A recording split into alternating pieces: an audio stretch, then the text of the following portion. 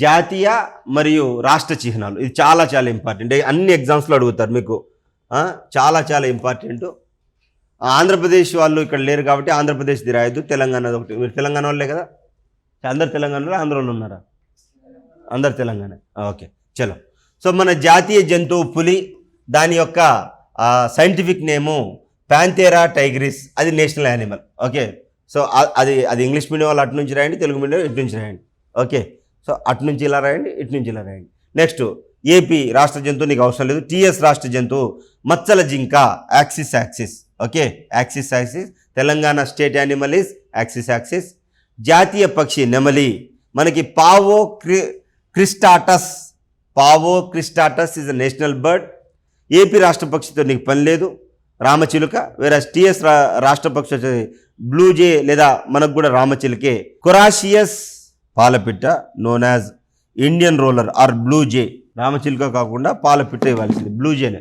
దాని పేరు benghalensis, scientific name కరెక్టే. Okay, benghalensis. Okay, benghalensis, Coracias కాదు, బెంగాలియన్సిస్ మాత్రమే. తెలంగాణ స్టేట్ బర్డ్ వచ్చేసరికి బెంగాలియన్సిస్, పాలపిట్ట, బ్లూ జే. చాలా చాలా ఇంపార్టెంట్ అండి, ఎగ్జామ్లో అడుగుతారండి మీకు కంపల్సరీ, మీరు ఏ ఎగ్జామ్ రాసినా అడుగుతారు. సో జాతీయ వృక్షం ఏంటంటే మర్రి చెట్టు. Okay, Ficus benghalensis, national tree is Ficus benghalensis. మీకు అన్నీ వస్తాయి. నెక్స్ట్ టీఎస్ రాష్ట్ర వృక్షం మన జమ్మి చెట్టు. Telangana tree is Prosopis scenario.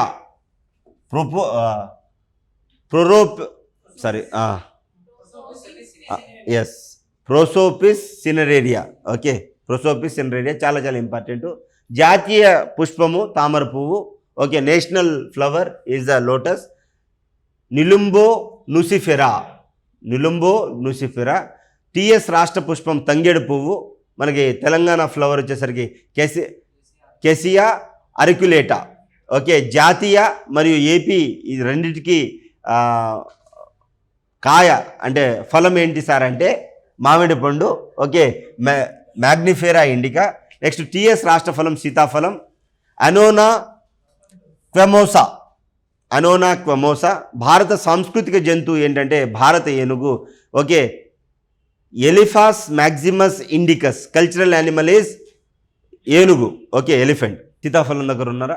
మీరందరూ సీతాఫలం దాకా వచ్చారా? Very good. సీతాఫలం వరకు వస్తే కిందికి వెళ్ళొచ్చు అన్నమాట. నెక్స్ట్ జాతీయ జలాచర క్షీరదం Gangetic dolphin. National aquatic mammal is Platanista gangetica, Platanista gangetica. Next TS రాష్ట్ర చేప కొర్రమీను, చెనాస్ట్రియాటా, చెనాస్ట్రియాటా. ఏది కొర్రమీను? జంతు వర్గీకరణ, యానిమల్ క్లాసిఫికేషన్. ప్రాథమిక స్థాయి బేసిక్ లెవెల్ ఆర్గానిజం నుంచి మనము ఎలా అంటే సింగిల్ సెల్ యానిమల్ నుంచి మనము మల్టీ సెల్యులర్ ఆర్గానిజమ్స్ వరకు వచ్చాం. మల్టీ సెల్యులార్ ఆర్గానిజం వరకు వచ్చాం. అంటే స్టార్టింగ్లో మనకి ఎంట్రన్స్ ఎగ్జిట్ వేరువేరు కాదు. ఇప్పుడు మనకున్నట్టు ఎంట్రన్స్ ఎగ్జిట్ వేరువేరు కాదు. నీకు ఎంట్రన్స్ నుంచి ఎగ్జిట్ వరకు డిఫరెంట్ ఆర్గాన్స్ ఉన్నాయి అంటే నువ్వు హైలీ కాంప్లెక్స్ యానిమల్ అని అర్థం. నోరు ఎంట్రీకి, యానస్ ఎగ్జిట్కి ఉంది అంటే మనం ఫుల్లీ ఎవాల్వ్డ్ యానిమల్ అని అర్థం, డెవలప్డ్ యానిమల్. మనకి గుండె దాని పని అది చేసుకుంటుంది, మన ఇంటెస్టైన్ దాని పని అది చేసుకుంటుంది, మన పొట్ట దాని పని, లివరు, ఇలా మన శరీరంలో ఉన్న ప్రతి ఒక్క ఆర్గాన్ దాని పని అది చేసుకుంటుంది. ఓకే, అయితే ఇంత దేని పని అది చేసుకుంటూ పోతుంటే దాన్ని హైలీ ఎవాల్వ్డ్ యానిమల్ అంటున్నాం. అన్ని పనులు ఒకటే కణం చేస్తే దాన్ని యూనిసెల్యులార్ ఆర్ సింపుల్ ఆర్గానిజం అంటున్నాం. అదే అంటున్నాడు అనమాట. కణజ స్థాయి, కణాలు ఒకే విధంగా విధులు నిర్వహిస్తే కణజాలాలు ఏర్పడటం. అంటే పొరిఫెరా నుండి క్షీరజాల వరకు స్పాంజెస్ టు మ్యామల్స్ ఏమైపోయిందంటే కణజాల స్థాయి పెరుగుకుంటూ వెళ్ళింది. ఇన్ ద స్పాంజ్ ఎలా ఉంటుందంటే, మీరు ఈ స్పాంజ్ కాదు అంటే ఆ స్పాంజ్ ఈ స్పాంజ్ ఒకటే, బట్ అది ఎలా ఉంటుందంటే స్పాంజ్ నిజంగా స్పాంజ్ ఏంటంటే ఇంత పెద్దగా ఉంటుంది. లెట్స్ ఇంత పెద్ద ఉండే స్పాంజెస్ కూడా ఉంటాయి. ఇంత పెద్ద స్పాంజ్ ఉందనుకో, ఆ స్పాంజ్ మొత్తం ఒకే రకమైన కణం ఉంటుంది. సో డిఫరెంట్ వర్క్ ఉంటుంది, బట్ అవన్నీ కలిసి ఒక ముద్దలా అయింది. బట్ అది స్పాంజెస్ అంటే సింపుల్ యానిమల్. మనం చాలా పెద్ద కాంప్లెక్స్ యానిమల్. మన దాంట్లో కూడా సెల్స్ ఉన్నాయి, టిష్యూస్ ఉన్నాయి, కానీ డిఫరెంట్ టిష్యూస్ ఉన్నాయి.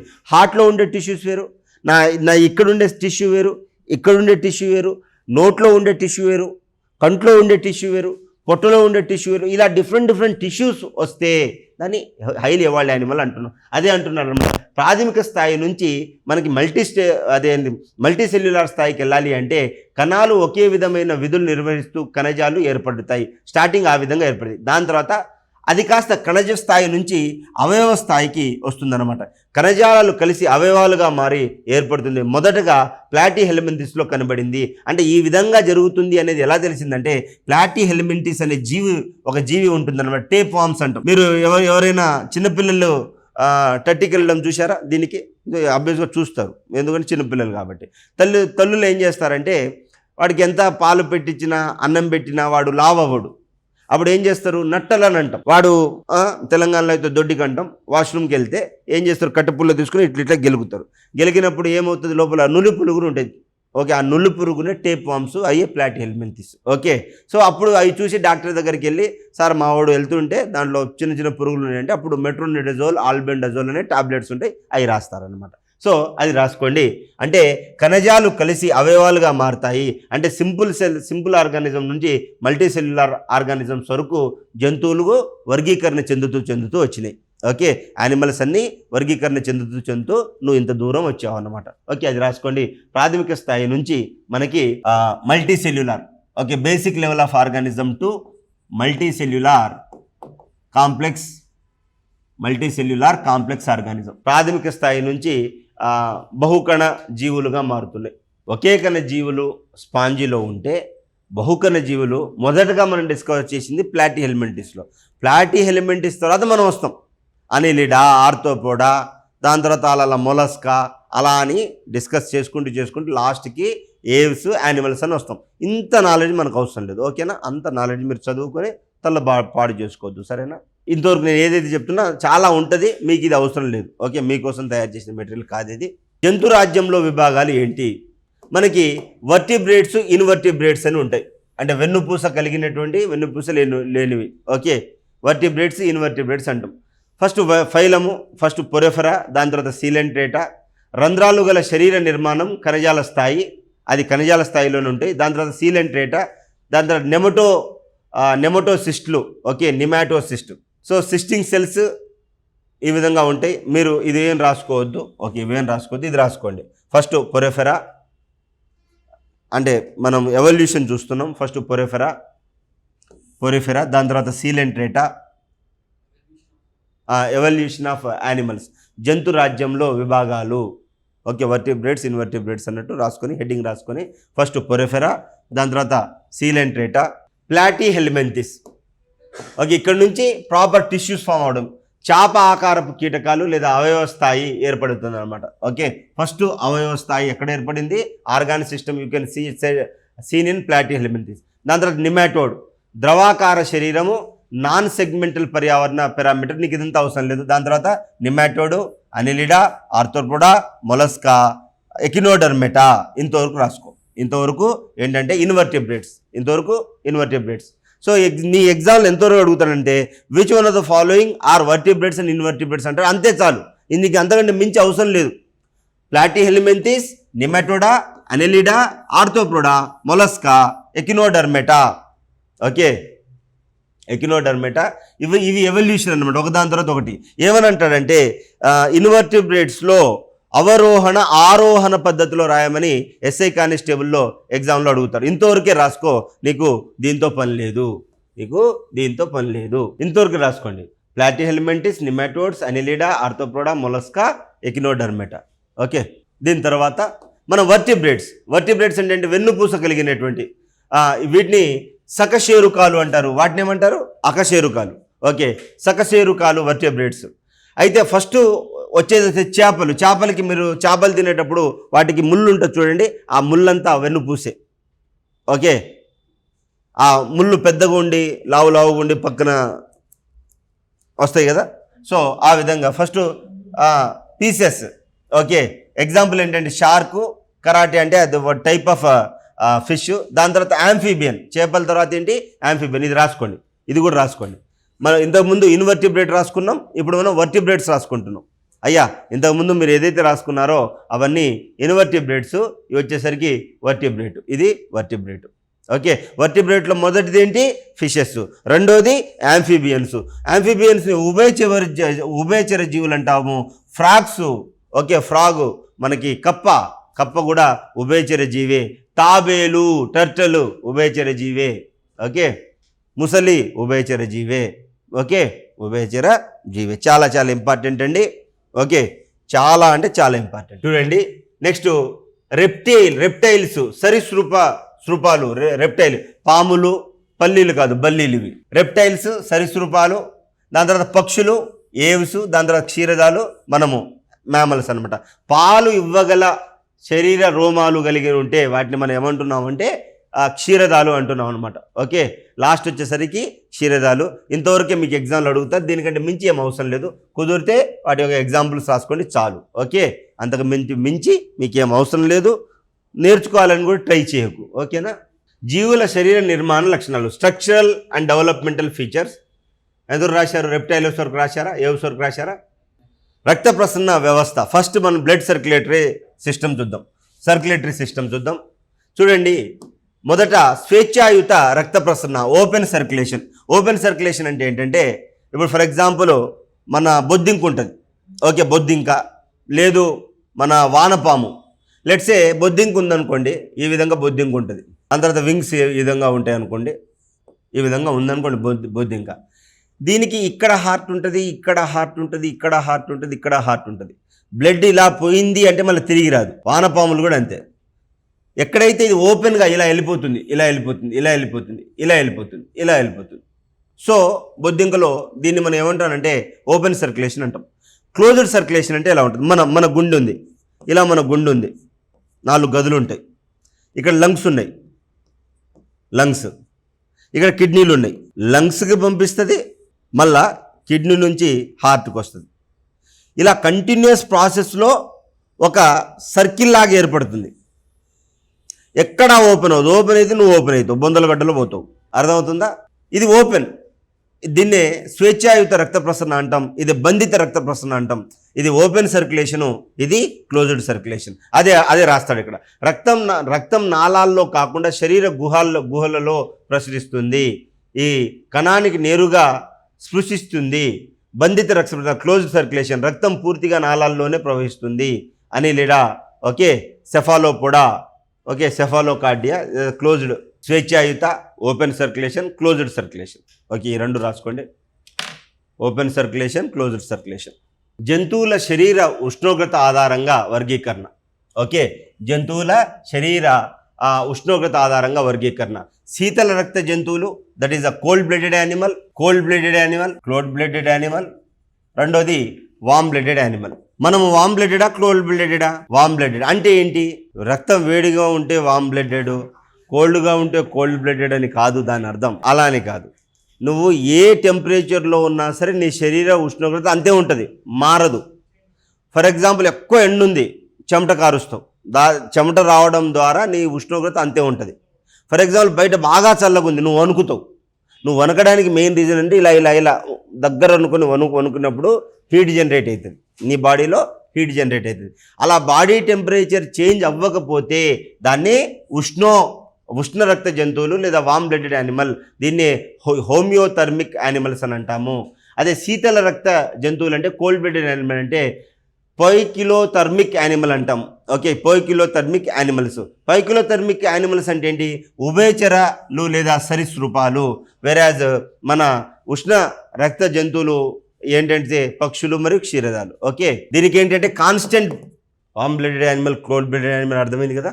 కోరల్ రీఫ్స్ అని ఉంటాయి, ఇది మీకు జాగ్రఫీలో కూడా వస్తుంది. కోరల్ రీఫ్ ఆల్చిప్పలు లాగా ఉంటాయి చూడండి.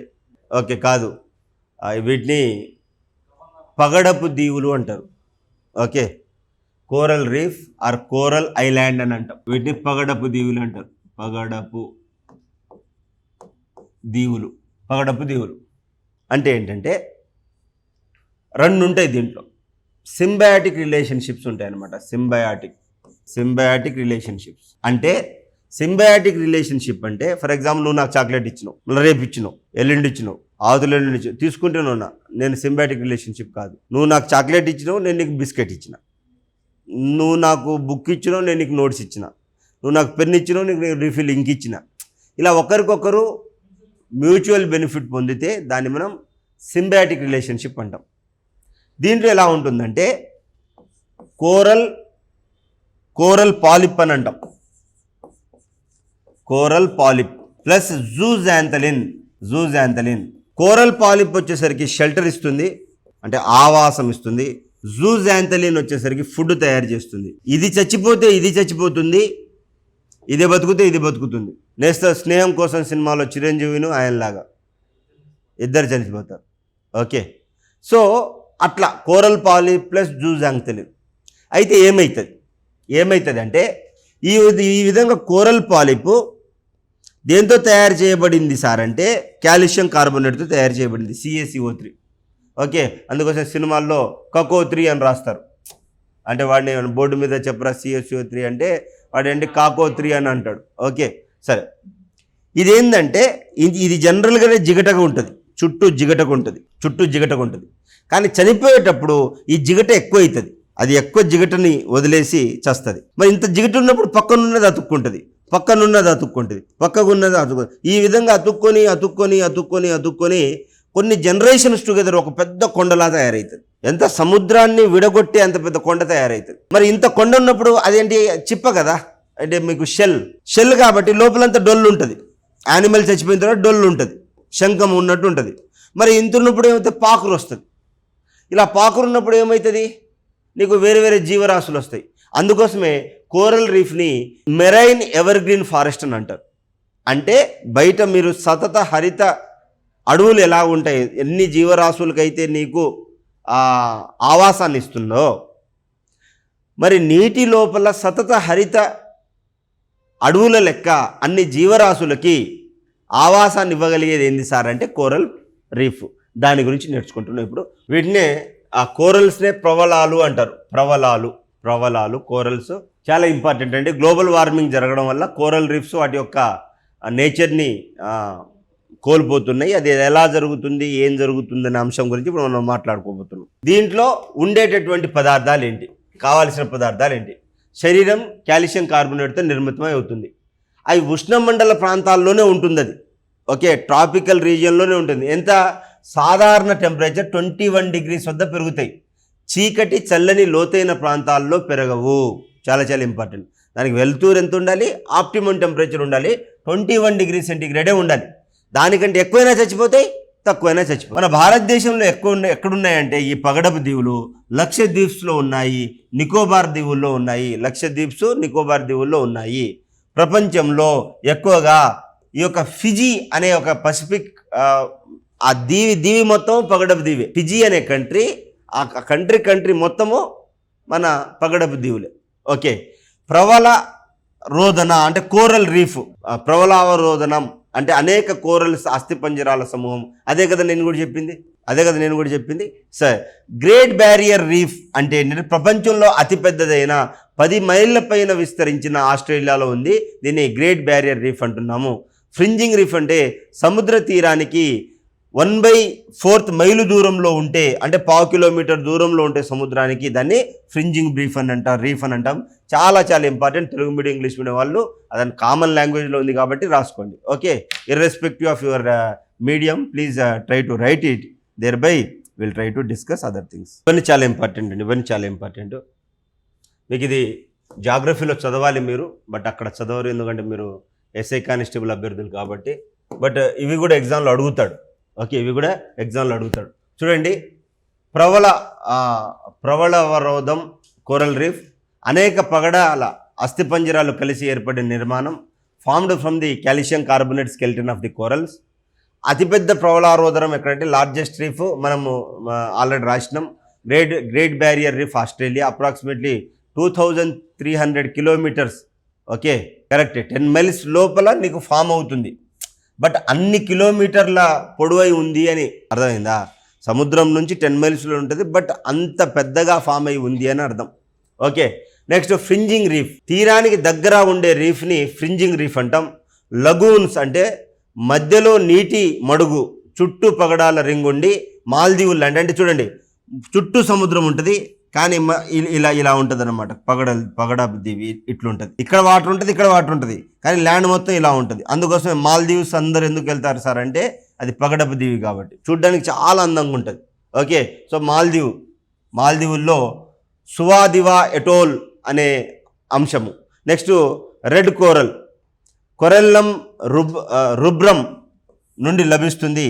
ఈ యొక్క ఆభరణాల తయారీలో ఉపయోగిస్తారు. Used in jewellery, red colour jewellery వాడతారు కదా, అది రెడ్ కోరల్స్. అందుకోసమే కొన్ని మీరు సినిమాలో చూసినప్పుడు, లేదు అనుకుంటే ఇంటర్నెట్లో చూసినప్పుడు సముద్రం లోపల చాలా మెరుస్తున్నట్టు ఒక దీవి కనిపిస్తూ ఉంటుంది. ఆ దీవి ఇదే దీవి. సో ఇది రాసుకోండి, చాలా ఇంపార్టెంట్, రాసుకోండి. ప్రతి ఒక్కటి ఇంపార్టెంట్, ఎగ్జామ్లో అడుగుతారండి. Okay, everything is important. మొన్న అటోల్ అడుగుతాడు, ఎందుకంటే ఇంపార్టెంట్ కాబట్టి. Entomology, study of insect is called entomology. కీటకాల అధ్యయనాన్ని ఎంటమాలజీ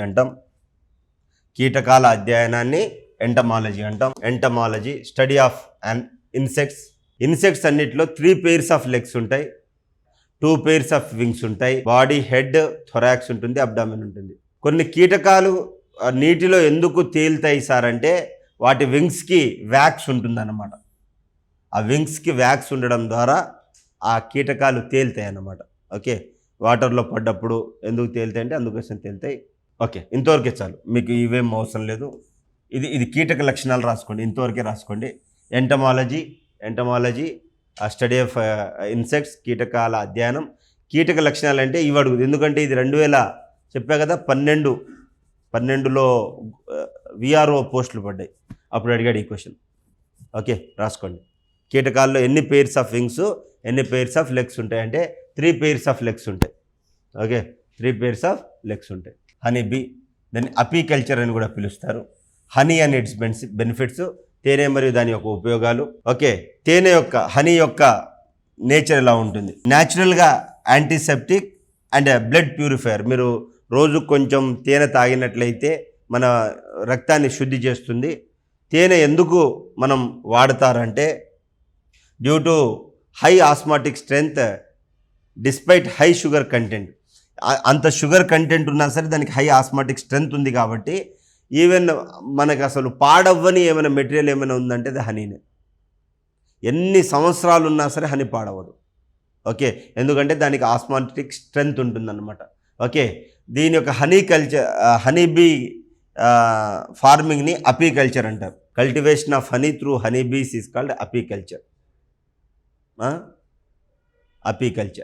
బాటిల్కే ఉంటుంది, హనీకి ఉండదు.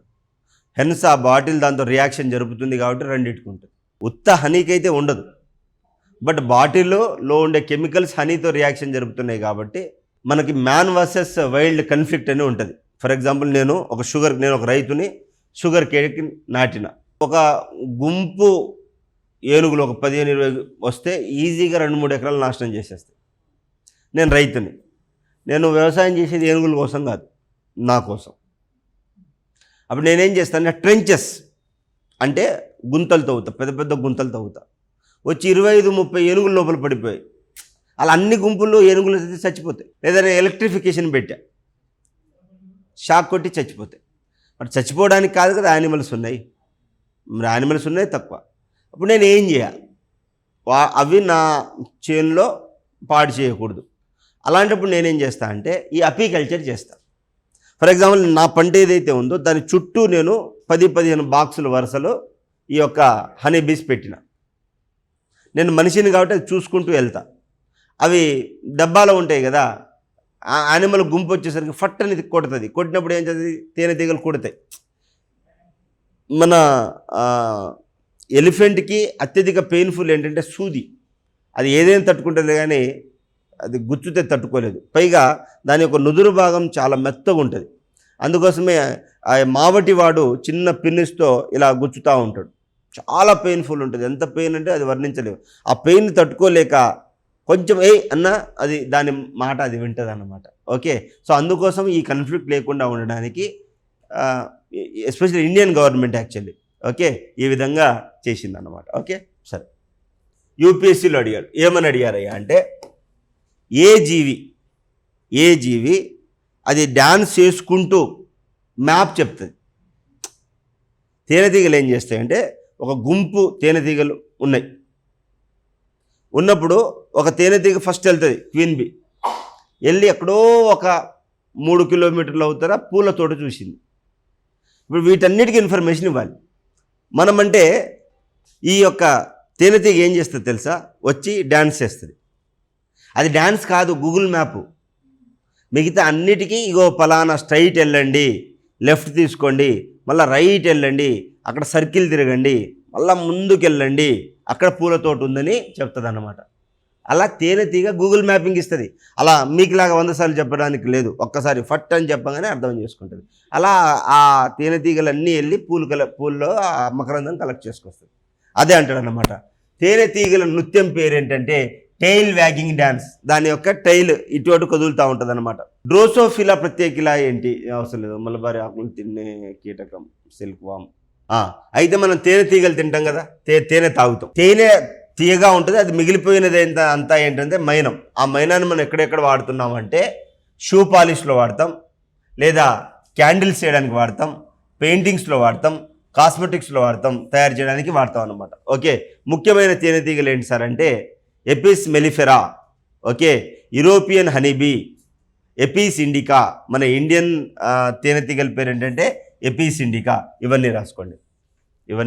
తేనెటీగలు మిగిలిన మైనాన్ని ఏం చేస్తారు అంటే తేనె తీయగా మిగిలిన మైనాన్ని they will be using shoe polish, candles, paintings, cosmetics అని తయారు చేయడం. Use to produce shellac, okay, and candles, painting, cosmetic from the honeybee. So ముఖ్యమైన తేనెటీగలు అంటే ఎపిస్ మెలిఫెరా. అదేంటంటే యూరోపియన్ హనీబీస్ని మనం ఎపిస్ మెలిఫెరా అంటాం, ఇండియన్స్ హనీబీస్ని ఎపిస్ ఇండికా అంటాం. ఇది రాసుకోండి. రొయ్యల పెంపకాన్ని స్ట్రింప్ కల్చర్ అంటారు. Prawns or shrimp culture. రొయ్యల పెంపకం ప్రాన్స్ కల్చర్ లేదా స్ట్రింప్ కల్చర్ అంటారు. రొయ్యల్లో ఎలాంటి పోషకాలు ఉంటాయంటే ప్రోటీన్లు, విటమిన్ ఏ, డి, మన గ్లైకోజన్ ఉంటుంది. గ్లైకోజన్ చాలా ఇంపార్టెంట్. మీరు రొయ్యలు తింటారు కాబట్టి. ఓకే, రొయ్యల అధ్యయనాన్ని కార్సినాలజీ అంటాం. The study of crustaceans are called carcinology. Okay, so వీటిలో 5 జతల కాళ్ళు ఉంటాయి, అంటే 10 కాళ్ళు ఉంటాయి అనమాట. 5 pairs ఆఫ్. అంటే మీరు రొయ్యలు తినేస్తారు, మీకు తెలియదు పాపం. మీరు తినే ముందు దాన్ని చూడండి, దానికి కూడా కాళ్ళు ఉంటాయి, చేతులు ఉంటాయా. దానికంటే 5 జతల కాళ్ళు ఉంటాయంట. లటకన్ నోట్లో వేసుకోవడం కాదు, దానికి కూడా కాల్స్ ఉంటాయి. సో అవి రాసుకోండి. ఇవన్నీ రొయ్యల గురించి. ఓకే, రొయ్యల గురించి, ప్రాన్స్, క్యాప్స్. ఈ క్వశ్చన్ అడిగారండి, సాలెపురుగులో ఎన్ని జతల కాళ్ళు ఉంటాయంటే 4 జతల కాళ్ళు. ఇది ఎగ్జామ్లో అడిగారు. రాసినారా? ఇది రాసినారా? ఇది రాయండి. ఇది రాసిన తర్వాత తేళ్ళు మరియు సాలెపురుగు, స్పైడర్స్ గురించి. Okay, scorpions. తేళ్ళు అంటే స్కార్పియన్స్. ఓకే, తేలు విషం కొండిలో ఉంటుంది, స్టింగ్లో ఉంటుంది. విషంలో ప్రోటీన్లు ఉండును, దే ప్రజెంట్ ది ప్రోటీన్. తేలు పిల్లలను పెడుతుంది, హెన్స్ అది వివిపారస్. తేలు పిల్లల్నే పెడుతుంది, కానీ అది పిల్లలు పెట్టేటప్పుడు అమ్మ చచ్చిపోతుంది. పిల్లలు పెట్టిన రోజు, పిల్లలు బయటకు వచ్చిన రోజు అమ్మ చచ్చిపోతుంది. అన్ని మొత్తం చచ్చిపోతుంది. అమ్మ మొత్తం చచ్చిపోతుంది. అమ్మ ఎందుకు చచ్చిపోతుంది అంటే ఈ పిల్లలన్నీ ఎలా పెరుగుతాయి అంటే అమ్మని తినేసి పెరుగుతాయి. దాని day by day. Okay, so అందుకోసం అవి పిల్లలు పెడతాయి కాబట్టి వివిపారస్. అవి వాటినే తింటాయి కాబట్టి వాటిని కెన్నబలిజం అంటాం అన్నమాట, స్వభక్షికాలు అని అంటున్నాం. సాలెపురుగులో 4 జతల కాళ్ళు ఉంటాయి, 8 వేళ్ళు ఉంటాయి.